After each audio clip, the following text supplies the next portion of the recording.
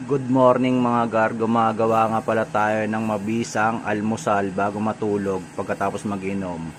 Bale yun nandito na is yung sibuyas, bawang, hibe, sile, asin. Sobrang bilis lang nito. Ilagay na natin yung manok ng Jollibee. Mga 3 days na to nilagay ko eh. Nandun lang to sa freezer. Sunod natin yung mga gulay, malunggay tsaka alugbati lang pala yan. Pinitas lang dyan sa may harap. Di na ako nakapagpaalam kasi pinitas ko yun habang nagiinom kami madaling araw. Mahirap na, mambubulabog lang ako.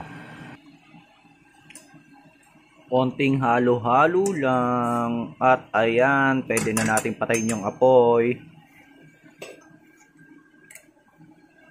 Bugs, luto na ang ating almusal. Lipat na natin siya sa ating mangkok. Sabaw muna. Unti lang yung sabaw na nilagay ko kasi ewan ko, kakain sila nito eh. Tingnan mo naman yun, puro gulay, unting sabaw lang.